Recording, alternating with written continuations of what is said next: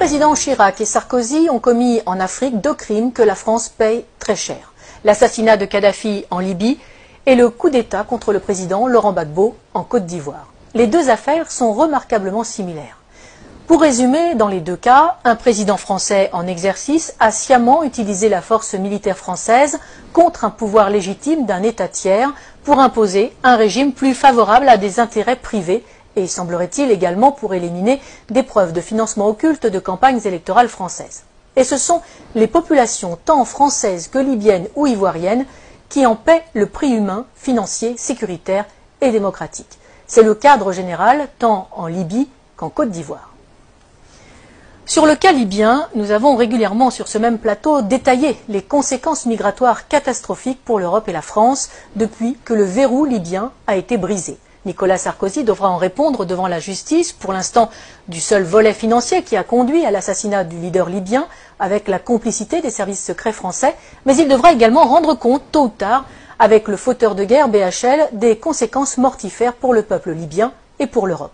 Ces 2 hommes ont du sang sur les mains et quel que soit leur caste, ils devront rendre des comptes. Le cas de Laurent Gbagbo est lui aussi exemplaire.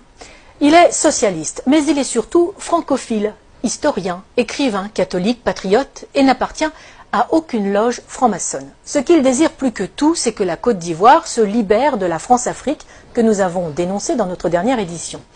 Il veut aller, comme il le dit lui-même, au-delà des discours. Je cite: « Pour l'instant, il n'y a que des discours, tant que les piliers seront debout, la présence de l'armée française, le franc CFA et le choix des présidents, la souveraineté des pays d'Afrique ne sera qu'un leurre et la France-Afrique, la réalité. C'est un anachronisme, un scandale tellement énorme, cette dépendance. » Fin de citation.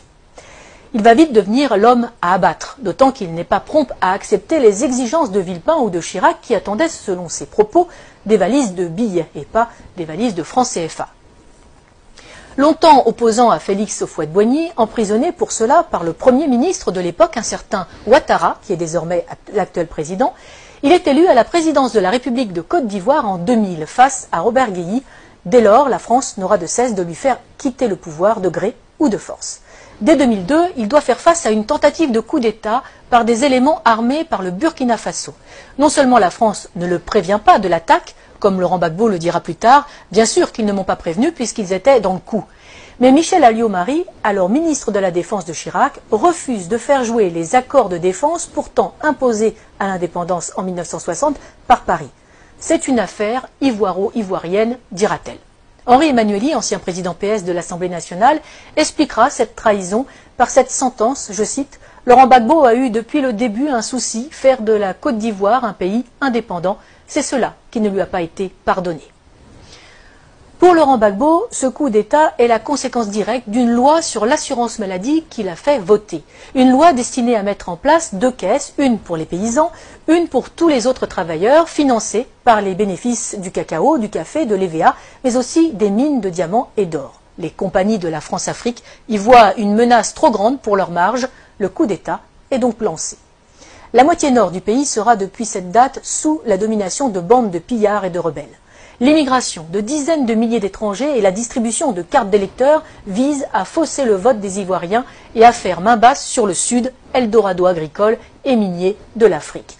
30% de la population ivoirienne est, selon les dernières estimations, d'origine étrangère. En 2010, lors de l'élection présidentielle à Bouaké, fief de la rébellion et de Ouattara, on relèvera 250 000 votes exprimés pour 150 000 électeurs inscrits. Mais les événements ne vont pas assez vite. Pire, le régime légal de Laurent Gbagbo tient bon et avance vers la modernité. Décentralisation, création de conseils généraux qui s'attellent à la construction de lycées, de dispensaires, de routes. Les succès du Sud, sous le contrôle du pouvoir légal d'Abidjan, font rêver les Ivoiriens de la partie nord qui subissent les pillages et l'arbitraire des rebelles qui soutiennent Ouattara. Laurent Gbagbo est de plus en plus populaire. Si Laurent Gbagbo n'est pas dupe, il confiera depuis sa cellule à La Haye, je cite, « Pour anticiper les coupes d'État, il me suffisait de suivre les cours du cacao ». Il fait preuve de retenue, accepte de discuter même avec les rebelles, et malgré le double jeu du gouvernement français. L'ONUCI, l'opération des Nations Unies en Côte d'Ivoire, saluera même le professionnalisme des opérations militaires de l'armée ivoirienne qui ne provoquent aucun dégât collatéral ni victime innocente. Il faut donc trouver un prétexte. La première tentative majeure date du 6 novembre 2004. Deux Sukhoi de l'armée ivoirienne, pilotés par des mercenaires biélorusses, bombardent la zone de confiance, dénommée aussi ZOC, notamment à Man et Bouaké, et font 9 morts et 39 blessés parmi les soldats français. L'armée française réagit et détruit les moyens aériens de la Côte d'Ivoire, ce qui l'empêchera de lutter efficacement contre les rebelles. La force Licorne doit se lancer à l'assaut d'Abidjan. C'est la dernière partie d'un plan en 4 phases. Un plan qui a si bien réussi en Côte d'Ivoire que la France l'a appliqué en Libye et au Mali. D'abord, un appel à l'aide d'un gouvernement fantoche ou rebelle reconnu comme légal. Ensuite, une première promesse d'aide par l'organisation régionale qui se retrouve vite dépassée. Puis, un mandat de l'ONU au nom de crimes contre l'humanité, viols, etc. Et enfin, l'intervention de la France sur le plan diplomatique, économique et militaire pour mettre en place les hommes choisis. Mais en 2004, la dernière partie cafouille. Des informations révélées par Wikileaks et des enquêtes de presse suggèrent une manipulation visant à justifier une action militaire contre Gbagbo. En 2016, la juge d'instruction française Sabine Kéris demande le renvoi devant la Cour de justice de la République, la CJR, des anciens ministres Dominique de Villepin, Michel Alliot-Marie et Michel Barnier, suspectés d'avoir permis l'exfiltration des mercenaires responsables de l'attaque contre les forces françaises. Pour Laurent Gbagbo, les services secrets français ont retourné son chef d'état-major, Mathias Doué, pour une attaque sous faux drapeau afin de légitimer la réaction française. Le parquet général près la Cour de cassation a indiqué n'avoir pas saisi à ce stade la commission des requêtes de la CJR. En 2011, alors que Laurent Gbagbo a remporté les élections de 2010, malgré les quelques 450 000 électeurs fantômes rajoutés dans le Nord, Ouattara et ses amis français décident de forcer les urnes. Ils contestent les élections, mais refusent de recompter les bulletins, qui sont détruits. Curieusement, le premier décompte avait été confié à une société française dont le directeur recevra un contrat de plus de 152 millions d'euros par le gouvernement Ouattara. Le 11 avril 2011, après 10 jours de combats à Abidjan et de bombardement de la résidence présidentielle par les forces spéciales françaises de la force Licorne et l'ONUCI, Laurent Gbagbo est arrêté en compagnie de son épouse Simone par les forces françaises. Ce n'est pas la fin des morts. Des centaines de civils seront arrêtés, torturés et exécutés par les complices de Sarkozy. La famille de Laurent Gbagbo, les militants, les ministres, des professeurs, des fonctionnaires. Autre victime de cet assaut, sans doute l'une des plus belles bibliothèques de livres classiques français de toute l'Afrique, seule richesse reconnue de Laurent Gbagbo et qui sera détruite par les bombes incendiaires françaises, tout un symbole. On peut se douter que les nouveaux maîtres de la Côte d'Ivoire ont mis le pays et les industries en coupe réglée. À commencer par Alassane Ouattara, l'ami intime de Nicolas Sarkozy, de Laurent Fabius et de Martin Bouygues, et aussi, aux surprises, de Georges Soros. Le moindre coupeur de route et assassin du Nord est devenu qui préfet, qui commandant de police, qui chef des armées ou président de l'Assemblée nationale. Les compétences comptent peu, c'est le nombre de fusils à disposition qui prime tout. Mais parlons des Français. Claude Guéant, l'ancien ministre de l'Intérieur et secrétaire général de l'Élysée de Nicolas Sarkozy, a installé une antenne de son cabinet d'avocats à Abidjan, où il fait des allers-retours fréquents pour développer ses affaires et celles de son gendre, Jean-Charles Charqui, devenu conseiller d'Alassane Ouattara. L'ancien ambassadeur de France au moment du putsch est devenu consultant et passe sa vie dans l'ombre de Ouattara. Les chefs militaires de l'opération Licorne sont devenus consultants et se sont vus confier la juteuse modernisation de l'armée ivoirienne. Il ne faut pas non plus oublier les fameuses annulations des dettes africaines. Ces dettes ne sont pas annulées, elles sont en fait privatisées. Les sommes dues et qui ont été payées par les contribuables français sont finalement payées à des entreprises privées du pays créancier pour réaliser des travaux dans le pays créditeur. Travaux largement surfacturés le plus souvent, les contribuables français sont volés de leur remboursement, les Africains spoliés de leurs investissements. Et généralement, les entreprises favorisées sont dirigées par de grands amis des présidents et ministres en place en France.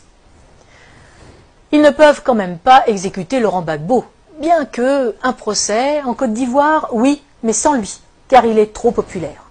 À la Cour pénale internationale, ce sera mieux, surtout qu'elle est le parfait outil de justice des vainqueurs. Externalisé donc à La Haye pour un procès à charge et inique, le procureur a à sa disposition un budget de plus de 28 millions d'euros. La défense, 76 000 euros. L'une des principales sources d'accusation est l'association Human Rights Watch, qui est entièrement financée par Soros, ami de Ouattara. Malgré ça, Par 2 fois, en 2016 et en 2018, le tribunal ne peut que constater l'absence totale de preuves dans le dossier du procureur. Aucun élément de preuve, aucun témoin fiable. Le 15 janvier 2019, Laurent Gbagbo est acquitté par la CPI de la totalité des charges portées contre lui après plus de 7 ans de prison préventive. Il reste cependant en résidence surveillée en Europe. La Belgique lui offre l'asile. Le temps, paraît-il, pour que le procureur puisse faire appel sur de nouvelles bases.